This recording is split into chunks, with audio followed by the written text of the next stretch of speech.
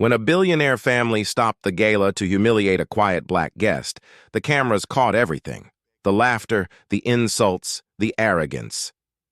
They thought they were mocking a waiter who'd wandered onto their stage. What they didn't know was that the man they ridiculed owned the company funding their empire. And when he finally spoke, just 4 calm words. The entire ballroom fell silent. Investors panicked, and billions began to vanish before their eyes. The ballroom shimmered under 1,000 lights as laughter echoed across crystal tables. When Jonathan Mercer stepped onto the charity stage, the crowd didn't know his name, only his skin. That was enough. Victoria Langford, heiress of an old money dynasty, seized the microphone and pointed at him with polished contempt. "Security missed one," she announced. "How did catering staff make it past the velvet ropes?" Her voice sliced through the orchestra's fading notes. Hundreds of guests turned their heads as Jonathan stood frozen beneath the chandelier, calm, centered, refusing to move. Cameras lit up like fireworks. Phones captured his stillness against her arrogance.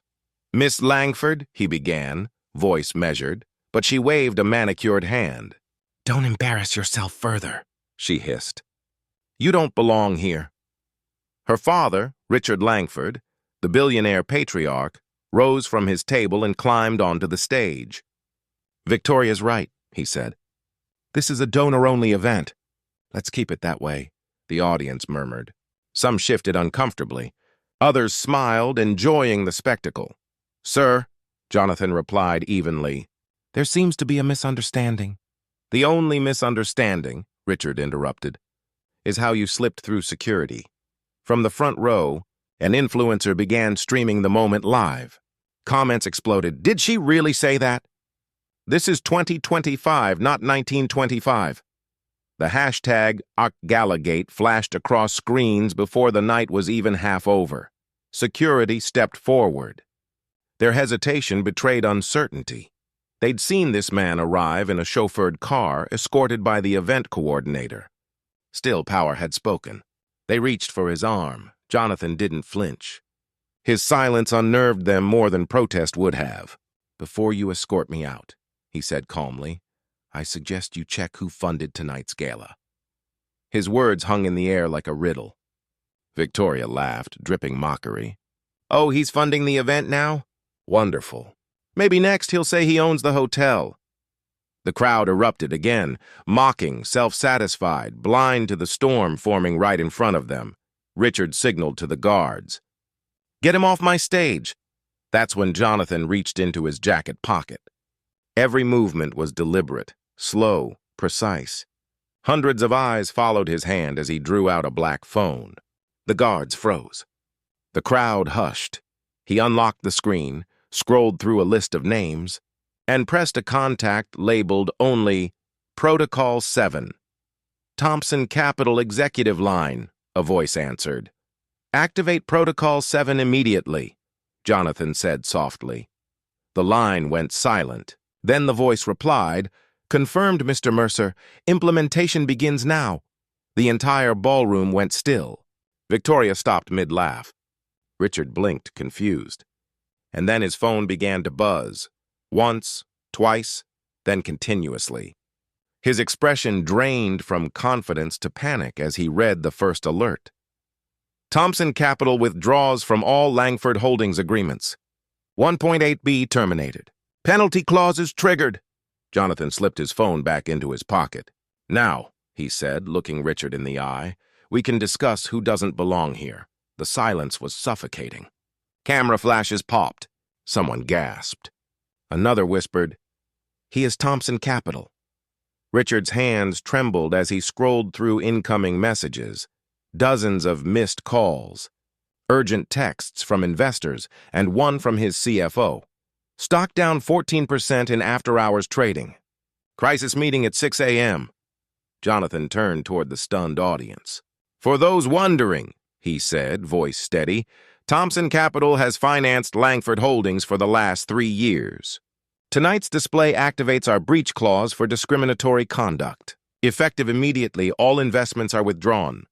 Victoria stumbled back, gripping the microphone stand. You're lying, she whispered, her arrogance collapsing into disbelief. Jonathan opened a leather folder from his inside pocket, unfolding a signed partnership contract. Section 4.7, he read, states that any action harming our firm's reputation authorizes immediate withdrawal. Section 4.8 adds a $340 million penalty. Gasps rippled through the room. The billionaire family who had mocked him stood cornered before 800 witnesses and thousands more watching live. You'll destroy us, Richard muttered. Jonathan's gaze never wavered. Not destroy, correct. He faced the crowd again. Tonight isn't about revenge, it's about responsibility. Every assumption, every insult, every laugh from power at the expense of dignity, this is its cost. Phones everywhere lit up as viewers shared the stream. News outlets began posting updates, and Galagate trended in 20 countries within an hour. The next morning, Langford Holdings stock opened 23% lower. By nightfall, board members were calling emergency meetings. 72 hours later, the Langford board convened in crisis. Victoria sat silent as the chairwoman read the decision. Effective immediately, Victoria Langford is removed from all executive roles for conduct unbecoming of this institution. Her father lowered his head. We accept Mr. Mercer's conditions, he said quietly. Those conditions were sweeping.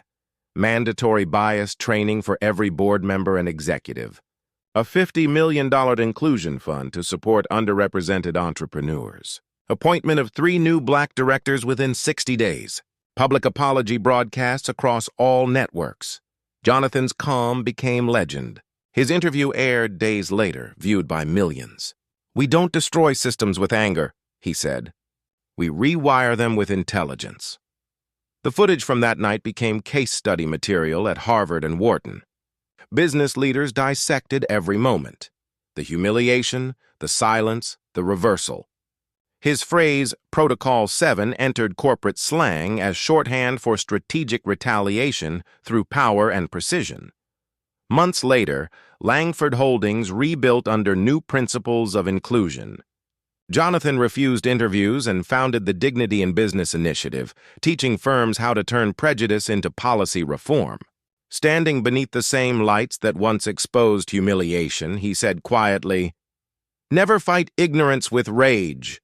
Fight it with results." One calm voice can move entire systems.